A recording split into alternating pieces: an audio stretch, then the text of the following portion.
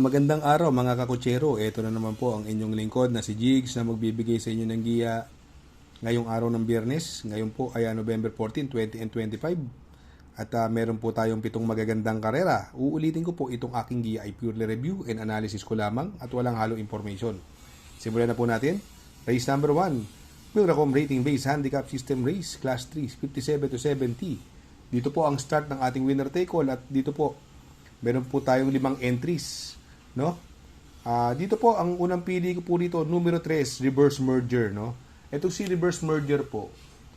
Tumakbo po ito sa MMTCI at nagprueba po sa 1,600 meters or 1 mile ng 1.40, no? Sa kwartos na 25 medya, 23 medya, 24 medya, 27. Mabuting kabayo po, reverse merger. Ito namang kwensyo, nasigundo po yan sa PJC, no? Kaya Beyabel, nagprueba po yan ng 1.12.4. Di Boca to, di Banderang Kabayo, si Quencio. Ito naman Velvet Haze, nung karera po, bugaw dumating. Humabol po siya kay Hole in One, bumigla siya kay Hole in One, medyo hindi niya kinaya. At galing lang po siya sa bakasyon, unang takbo niya sa kanyang pagbabalik, bugaw po siya dumating doon. Si Tadius naman, baka mag-umento, nanalo po yan, nakaraan. At ito namang Lethal Charmer, may preba po yan ng 1.14, no? Sa 1,400 meters. Nasigundo po yan kay Love by Strand at Bass Racket, no? Na tercera. Tumakbo po yan doon, si Lethal Charmer, pangalawa sa Bugaw, pero 1.14 po ang preba niyan. Pero pangalawa siya sa Bugaw doon. Kaya itong race number 1, siyempre, doon tayo sa may best time. First choice ko po, numero 3, reverse merger.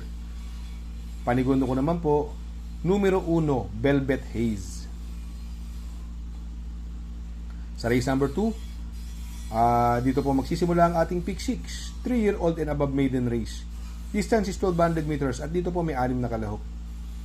Dito, another mga bagong kabayo, no? Si Slam Dunk po, no? Si Slam Dunk po, tumakbo po kayo sa kanyang Lobato race. Nagpreba po sa 1,200 meters ng 1.16.6.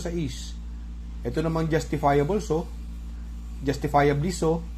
Imported po yan, kabayo ni Boss Rabano, no? Tumakbo po yan sa 1,400 meters ng nagpreba po ng 1.28, no? Sa kwartos na 14 medya, 23 medya, 24, 26, no? Mukhang mabuti rin to si justifiably so. Simon Alphabet naman po, may preba po yan ng 1.17.2 na segundo po yan sa kanyang barrier run kay Aman.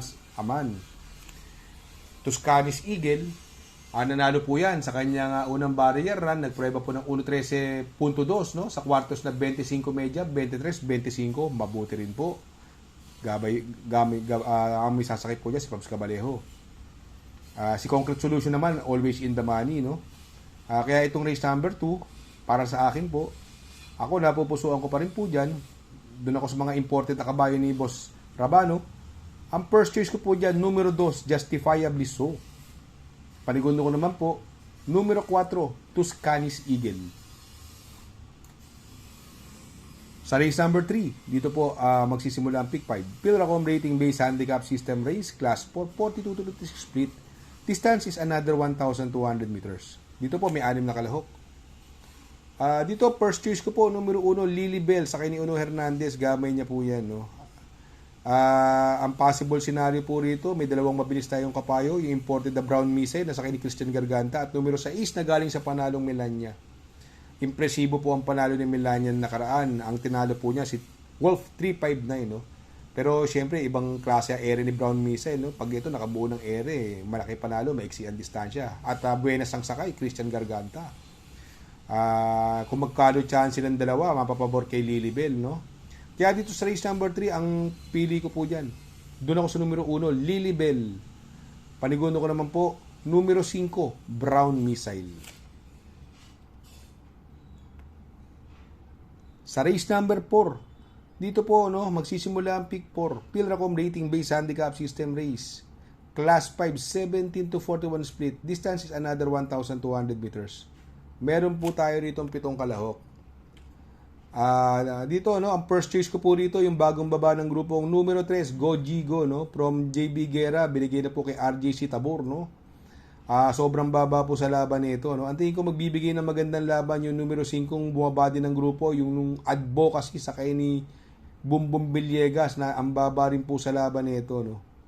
Kung magpo-protection po ako dito, ito tingin ko mukhang solo ere. Tingin ko kaya niya sisinag sa unahan eh. Yung numero 6 na si Bright Mind.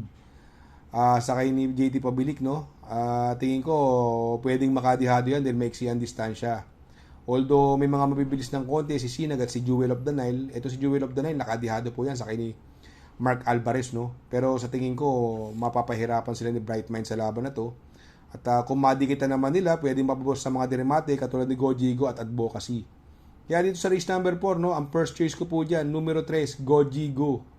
Panigundo ko naman po, numero 5, Advocacy. At isasama ko po, pandiado, numero 6, Bright Mind. Sa race number 5, Pilracom Rating Based Handicap System Race, Class 5, 17 to 41 split. Another 1200 meter distance at dito po may 6 na kalahok. Dito napupusuan ko rito yung mukha solo ere, no? Sa tingin ko talaga solo ere ito ngayon, no? Nung nakaraan nalo siya lang po ito eh, no? Nung tinalo ni Petron, tercero lang po siya dumating.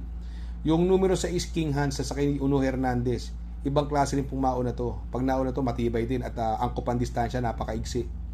Sa tingin ko siya ang 1/4 day ko rito, dihado pa yan, King Hans. Ang tingin ko magbibigay ng magandang laban po sa kanya, yung numero 1 Queen Gabi, sakay ni Pati Dilema, gamay po ni Pati yan. Kaya dito sa race number 5, ang pili ko po. Doon ako sa numero 6, King Hans. Panigundo ko naman po, numero 1, Queen Gabi. Sa race number 6 sa penultimate race, Pilracom Rating Based Handicap System Race, Class 5, 17 to 41 split. Another 1200 meter distance. At dito po may 7 po tayong kalahok, no?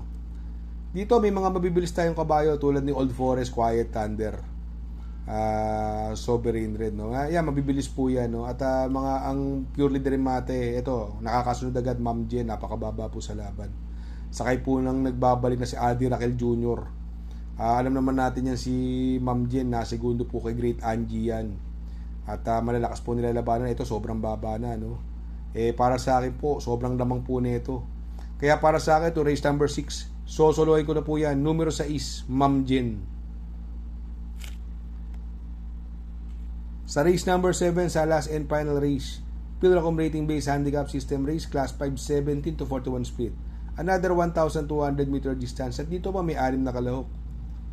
First choice ko po rito, numero 3, Doña Patsy, na papatubay ni Kenneth Malapira. Isang imported horse at nakadihado na rin po yung banderang tapos.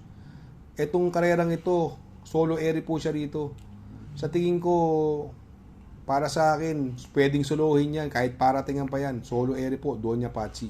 Ngayon, dahil paratingan, yung iba lang, kung may puhunan at gustong manigurado, pwede pong mag-protection sa numero 2, Polite Bell, no? Binilik na kay Jan Alvin Guse. Kaya dito sa race number 7, no, ang pili ko po dyan. Doon ako sa numero 3, Doña Patsy. Panigundo ko naman po, numero 2, Polite Bell. Shout out nga pala kay Sir Pax ng Barkadahan OTV. Located po siya sa 1139 New Antipolo Street, Corner Vargas. Malapit lang po sa Abad Santos, yung bagong ginawang tulay. Very convenient and attentive po ang mga tao. Pwede po kayong mag-EB at party while betting on racing. Good luck mga kakutsero. Sana po matapat ang ating giya at yung mga nakasunod. Sana po ay magsitama po kayo. Ako yung makikiusap lamang at makikisuyo sa inyo na please like, share, subscribe, and hit the notification bell para update kayo sa aking mga giya. Good luck po and happy racing.